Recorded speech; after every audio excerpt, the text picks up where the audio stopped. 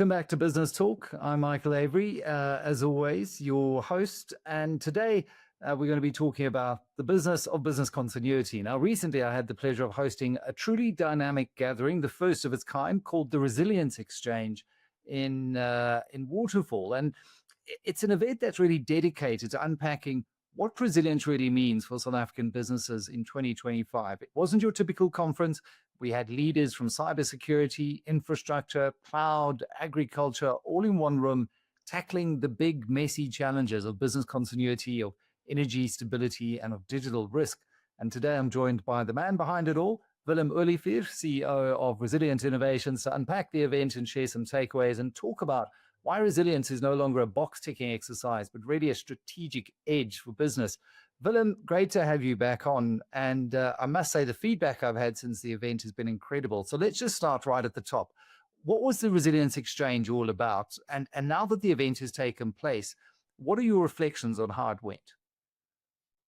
Michael, thank you for having me back again at your show. Great to be here. Yeah, I think one of the things that really started to bother me, if I can put it that way, over the last few years is that conferences, especially post-COVID, have been a place where not a lot of information was really truly shared at a senior level or exco or at a board level. And typically what you would find is that people that go to the conferences are not necessarily the senior people and the people that are required to take resilience in an organization serious and be able to effect changes in an organization that is absolutely necessary. And what we've seen is, for instance, in some cases where things like tariffs, it would be discussed maybe at a conference, but it's not really taken seriously and actually discussed at a board or an exco level of an organization.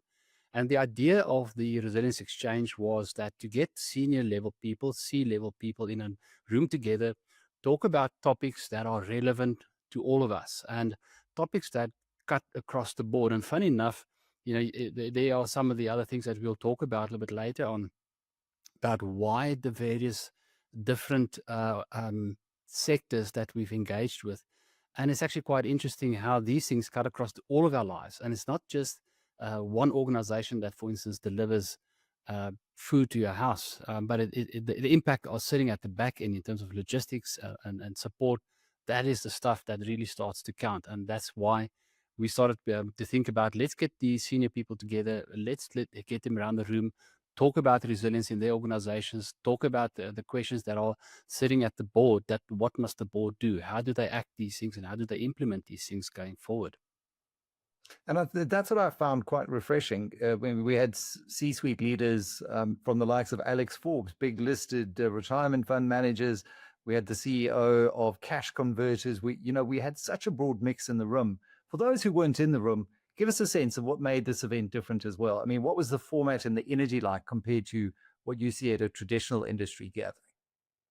What was quite interesting is that the engagement at the panel discussions, because it's not a conference style engagement, it was a panel discussion, the three of them, and it was about bringing the three different topics into the panel and discussing what is relevant in their specific industries and how does it impact the man on the street all the way through to a listed company and the board of a listed company. So that was one of the big things that really stood out for me.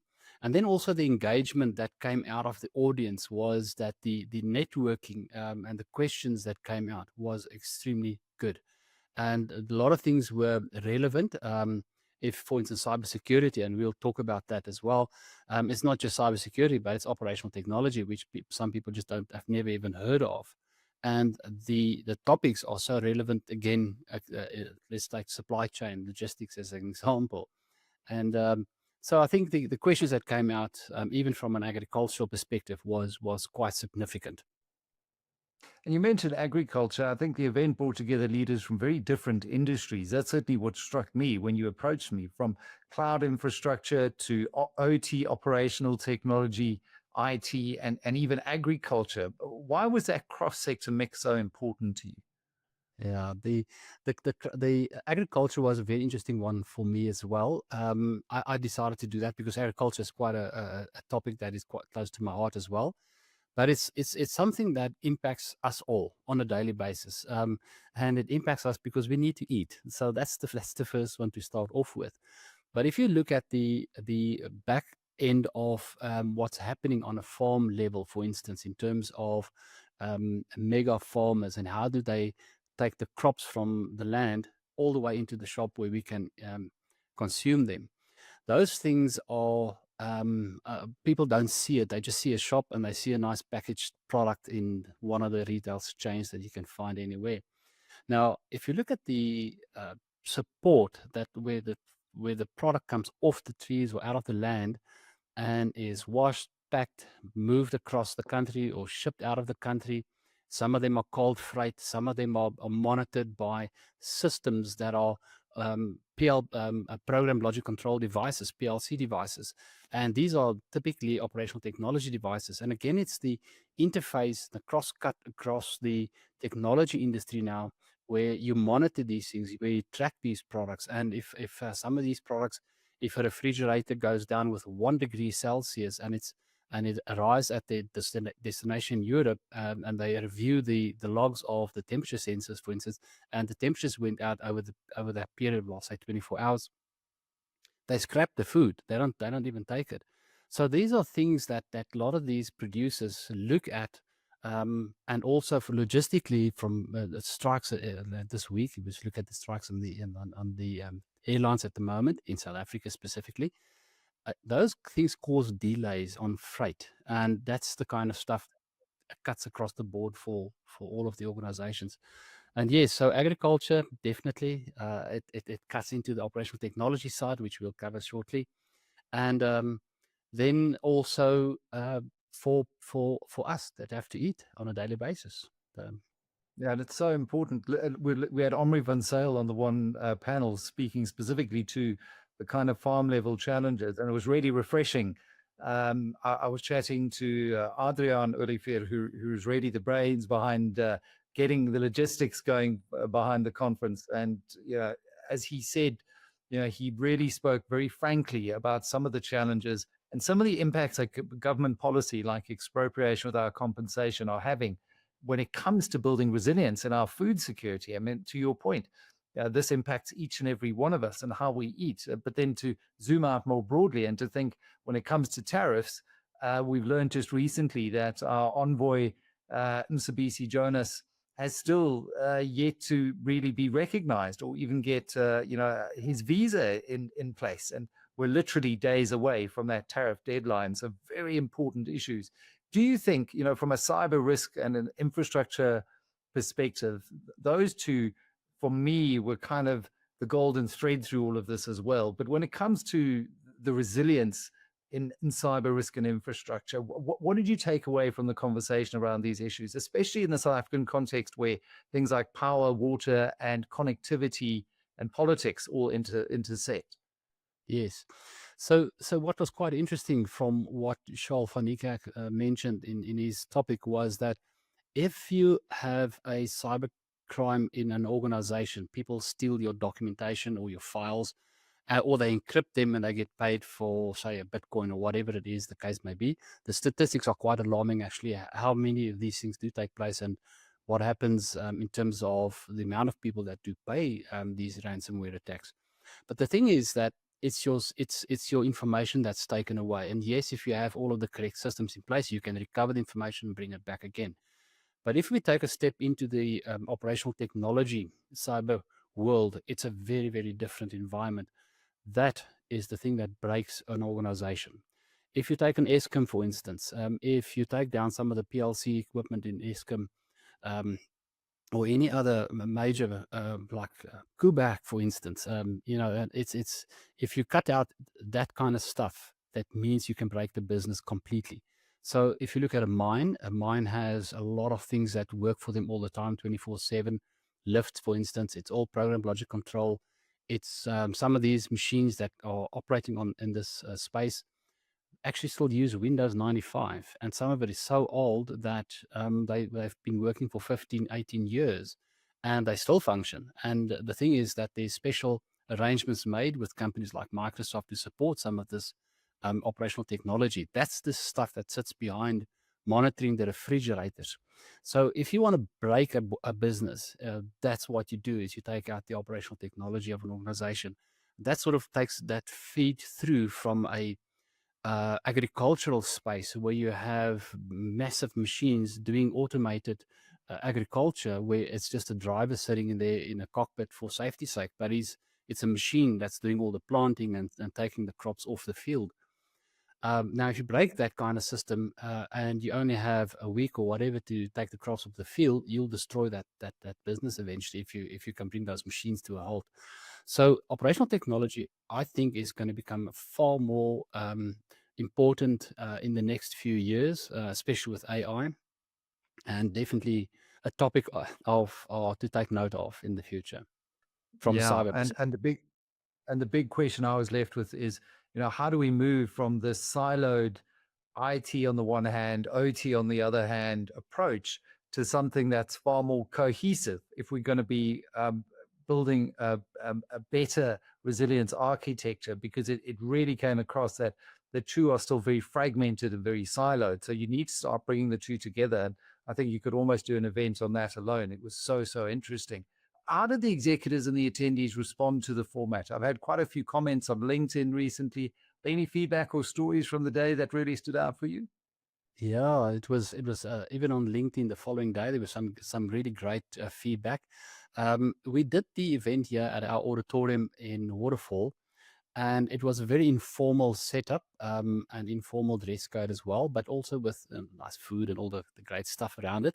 But from an event perspective, what the people liked, it was not a conference style setup. So that was the first thing.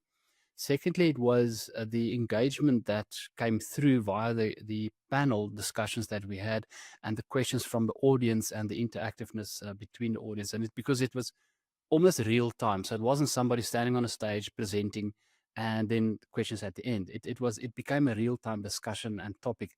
And that was what was great. And also the way that you led the questions, for instance, at the event was fantastic because those raised questions within the audience as well, and they started to think about their own environments. How do I do this? Because I've got some automated system somewhere in my retail facility or logistics facility.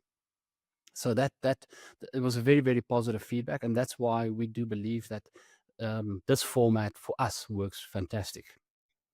Which means hopefully it'll become an annual event.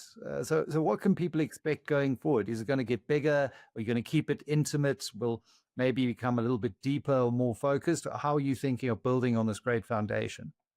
Yeah, I definitely would like to increase the amount, possibly maybe to two a year to start off with.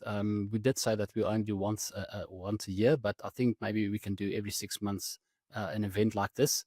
I do think that engaging with C-level people and them having the same platform or the same room to share and where they meet each other, network, and then also talk about subjects like resilience that is top of their mind at their boards and at the exco.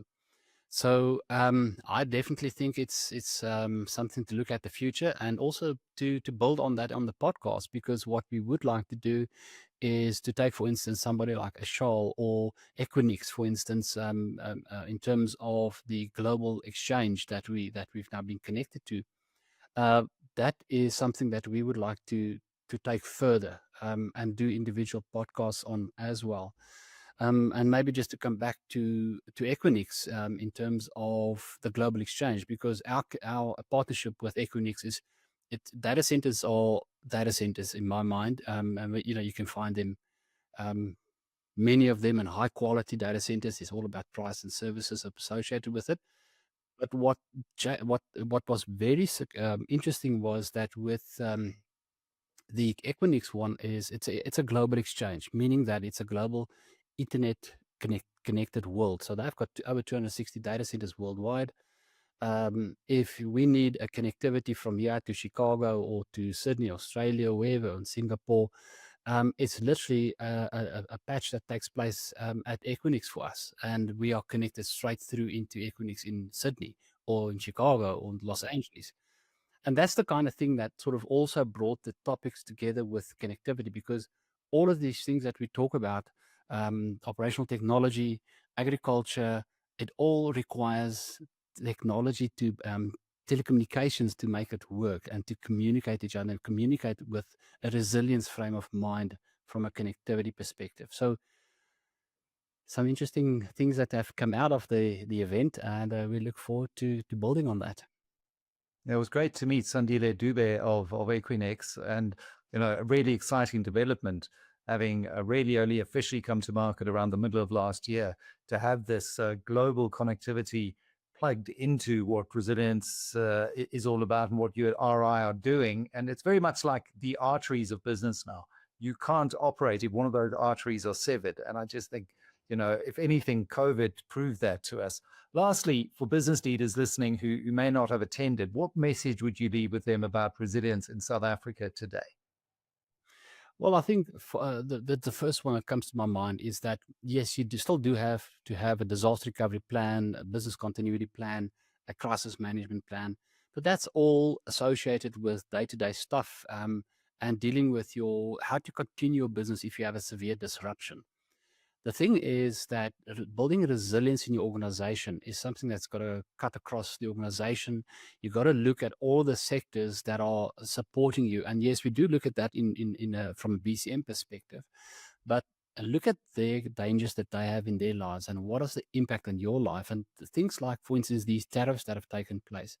How does that impact your life in your organizations? Because these are things that we get blindsided. I mean, you look at the motor car manufacturing in South Africa, that's been totally decimated by two things. And the one is tariffs, and the other one is cheaper Chinese vehicles that are coming in.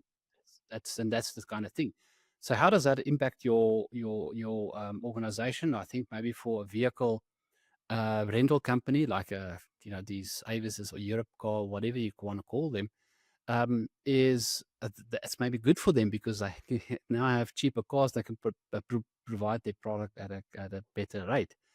But it does impact jobs. It does impact regional infrastructure because if Mercedes-Benz closes its factory in East London, it's really devastating on the macroeconomic industry of that whole city.